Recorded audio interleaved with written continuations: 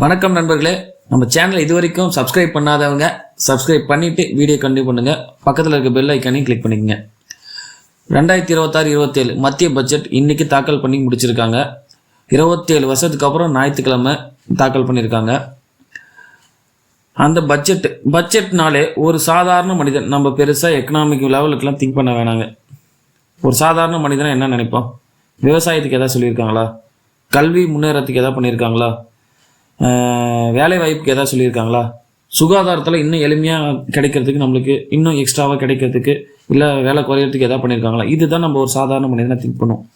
அந்த வகையில் பார்த்தா சொல்கிற அளவுக்கு இல்லைனாலும் கொஞ்சம் இருக்குது. இப்போ சுகாதாரத்தில் பார்த்தீங்கன்னா லாஸ்ட் இயரை விட ஒரு 10% ஃபண்ட் அதிகமாக தான் கொடுத்துருக்காங்க.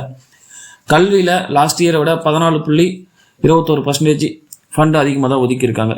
பட் திட்டங்கள் என்னென்னங்கிறத நம்ம பார்க்கணும். இப்போ விவசாயம் அப்படின்னு எடுத்துக்கிட்டிங்கன்னா, இந்த வாட்டி அதிகமாக கவனம் செலுத்திருக்கிறதுனா விவசாய உற்பத்தியில் இந்த எண்ணெய் வித்துக்கள் மற்றும் பருப்பு வகைகளினுடைய உற்பத்தியை அதிகரிக்கிறதுக்கான திட்டங்கள் தான் அதிகமாக கொடுத்துருக்காங்க. மற்ற எக்ஸ்ட்ராவாக எதுவும் பெருசாக இல்லை.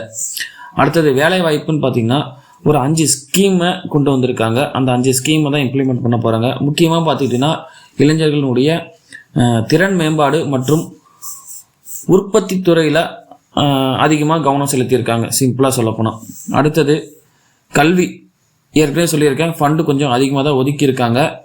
ஆனால் திட்டங்கள் பெருசாக இல்லைனாலும் பெண் கல்வியை ஊக்குவிக்கிறதுக்கு சில ப்ராசஸ் கொண்டு வந்திருக்காங்க. பெண் கல்வியை ஊக்குவிக்க நாடு முழுவதும் உள்ள அனைத்து மாவட்டத்துலேயும் விடுதி அமைக்கிறதா இந்த ஸ்கீமில் ஒரு விஷயம் கொண்டு வந்திருக்காங்க.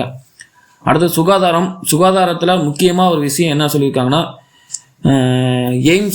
எய்ம்ஸ் மாதிரி ஒரு 3 அகில இந்திய அளவில் ஒரு ஆயுர்வேத கல்வி நிலையங்கள் அமைக்கப்படும் அப்படிங்கிற ஒரு விஷயத்தை சொல்லியிருக்காங்க. இன்னொரு முக்கியமாக புற்றுநோய் ஒரு 17 வகையான மருந்துகளுக்கு, புற்றுநோய் சம்மந்தப்பட்ட மருந்துகளுக்கு வரி விலக்கு கொடுத்துருக்காங்க. கண்டிப்பாக அந்த கேன்சர் ட்ரீட்மெண்ட்டுக்கான அந்த சம்மந்தப்பட்ட மருந்துகளுக்கு கண்டிப்பாக விலை குறையும். ஸோ அது இந்த கேன்சர் ட்ரீட்மெண்ட் எடுக்கிறவங்களுக்கு ஒரு நல்ல செய்தி.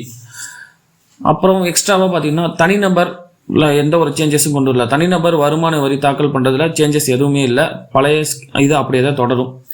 அப்புறம் ஏப்ரல் 1ஆம் தேதி முதல்ல அமலுக்கு வரக்கூடிய இந்த புதிய வருமான வரி சட்டத்தில் யாராவது அவங்க வருமான வரி தாக்கல் பண்ணுறதுல ஏதாவது மறைச்சாங்கன்னா கண்டிப்பாக அவங்களுக்கு 100% அபராதம் கொடுப்போம் அப்படின்னு சொல்லியிருக்காங்க.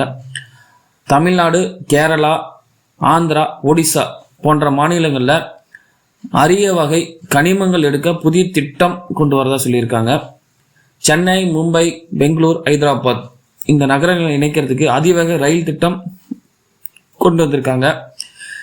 அப்புறம் சுற்றுலாத்துறையை ஊக்குவிக்கிற மாதிரி ஒரு சின்ன விஷயம், திருநெல்வேலி, பொதிகை மலை, அரக்கு பள்ளத்தாக்கு, இமாச்சல், உத்தரகாண்ட், ஜம்முவில் இதுங்கெல்லாம் மலையேற்ற திட்டத்தை ஊக்குவிக்கும். அந்த ட்ரெக்கிங் போகிறாங்க இல்லையா, அந்த ஸ்கீமை இம்ப்ளிமெண்ட் பண்ண போகிறாங்க. அப்புறம் இன்னொன்று ஆதிச்சநல்லூர், தோளவீரா, அஸ்தினாபுரம் இந்த மாதிரியான ஆராய்ச்சி பண்ணுற, அதாவது தொழில்துறை ஆராய்ச்சி பண்ணுற இடத்துல கலாச்சார மையம் அமைக்கப்படும் ஒரு விஷயம் சொல்லியிருக்காங்க. அது ஆதிச்சநல்லூர் நம்ம தமிழ்நாட்டில் இருக்கிறதுங்கிறது ஒரு குறிப்பிடத்தக்க ஒரு விஷயம். 5 பல்கலைக்கழக நகரங்கள் உருவாக்கப்படும் அப்படிங்கிற ஒரு விஷயம் சொல்லியிருக்காங்க. இது கல்வியை ஊக்குவிக்கிறதுக்கு ஒரு பெரிய ஆப்பர்ச்சுனிட்டி. அடுத்தது பழவேற்காடு ஏரி நம்ம தமிழ்நாட்டில் இருக்கக்கூடிய ஒன்று.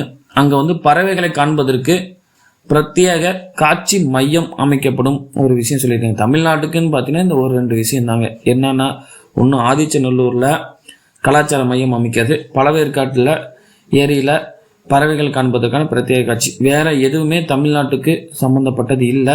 என்ன அந்த ஒரு இது சென்னை, மும்பை, பெங்களூர், ஹைதராபாத்தினுடைய அதிவேக ரயில் திட்டம் இணைப்பு இருக்கு இல்லையா, அது ஒன்று. வேறு சொல்லிக்கிற அளவுக்கு எதுவும் இல்லை. அடுத்தது இன்னொரு முக்கியம், வாகன விபத்து காப்பீட்டுகளுக்கு முழுமையான வரி விலக்கு கொடுத்துருக்காங்க. அடுத்தது வரி தொடர்பான குற்றங்கள் பண்ணுறாங்க இல்லையா, அவங்களுக்கு மேலே குற்றவியல் நடவடிக்கை எடுக்கப்பட மாட்டாது அப்படின்னு சொல்லியிருக்காங்க. அதிகபட்சமாக தண்டனை 2 ஆண்டுகளுக்குள்ளார தான் இருக்கும்.